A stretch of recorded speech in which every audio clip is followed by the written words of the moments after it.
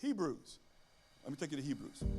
Define faith. Now watch this, because I'm going to help you. Hebrews 11:1 says, faith. Everybody say faith of what? Faith. Of God. Very important. The faith of God.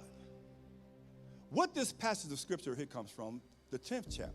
And what it references is, these people who the writer was writing to in Hebrew were going through a lot, man. And they were taking their things, and Paul, or the writer said, man, I commend you guys. You guys are taking all this. And he says, now listen, he knew the circumstances on their lives could kind of push their faith. And he said, now listen, the just shall live by faith. I don't want you to shrink back. I know you're getting persecuted for your faith. I know they're putting you in jail. I know they're beating you. But don't lose your faith in God. So then he goes 11:1, he says, explains to them what that faith is. That faith is of God. I'm not, listen to me. Is the what? Substance. That word substance comes from the word hypostasis, which means ownership.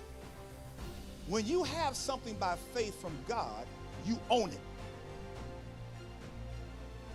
It's yours. When God says something to you, you own that. It's an ownership. So when somebody says, I'm going to school and I'm going to be this, if that faith is genuine and it's a substance and you have something to back it up, you own it. You own it, man. I mean, it's not going to change. It's something you own. Of things hoped for, God's promises. So faith owns God's promises. You own them.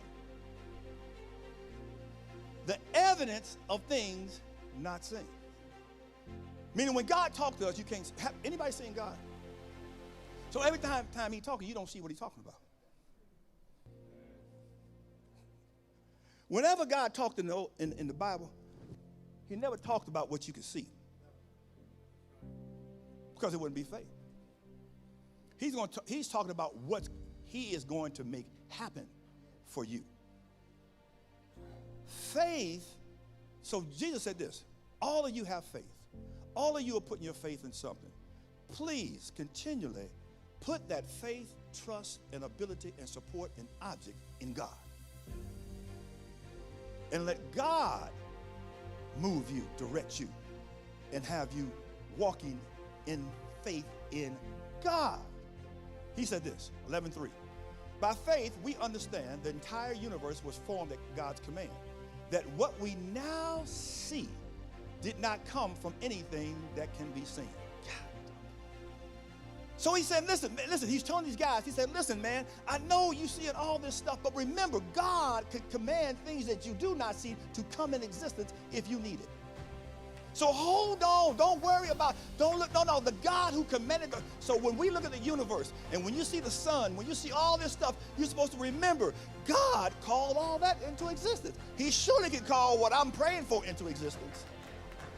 Every day you wake up in faith in God, you're looking around the creation and says, God, call all this stuff that was invisible to the visible.